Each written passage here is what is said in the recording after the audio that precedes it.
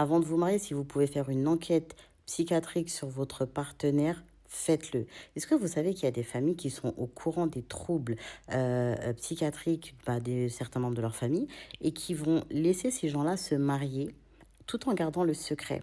J'ai vu énormément de situations où l'homme va marier une femme et finalement toute la famille sait que cette personne, eh ben, elle est soit malade, voilà, au niveau psychiatrique, soit au niveau spirituel. Pareil, une femme qui va marier un homme. Et vous allez voir que généralement, c'est des mariages qui se font rapidement. Personne ne s'y oppose. Tout le monde est OK, tout le monde est happy parce que voilà, la personne s'est mariée. Et après, on vous laisse enfermer dans ce mariage-là avec la personne. Et les gens vous observent de loin.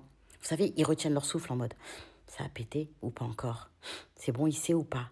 Elle sait ou pas? Et ils ne vous diront rien. C'est juste, un jour, il y aura quelqu'un qui va vendre la mèche en disant oui, tu sais, quand on était plus jeune, il y avait ceci, cela. Parce qu'il y a beaucoup de familles qui ne soignent pas, en fait. Ça veut dire qu'ils sont au courant que telle personne a besoin de soins, la personne elle aura fait un séjour en psychiatrie, elle prend pas son traitement et personne va suivre ça.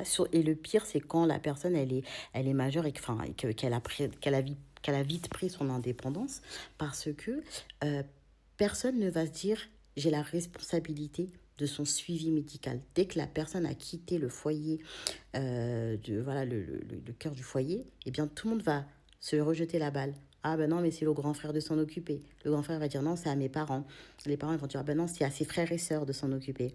Bref, je sais pas comment faire parce que c'est vrai qu'on peut pas dire à quelqu'un bah tiens, on va faire une enquête psychiatrique, mais je vous assure que ça sauverait énormément de femmes. Des femmes qui sont tombées sur des hommes vraiment pas nets et des femmes aussi. Il y a des femmes aussi qui sont pas nettes. Hein. Je vous dis, on parle beaucoup de certaines histoires. Je vous assure qu'il y a des hommes aussi qui souffrent. Hein. Ça va dans les deux sens. Bref, faites attention à vous. Je veux pas vous faire peur, mais voilà, entre les mythomanes, les pervers narcissiques, les psychopathes, les schizophrènes, il y a énormément de schizophrènes autour de nous.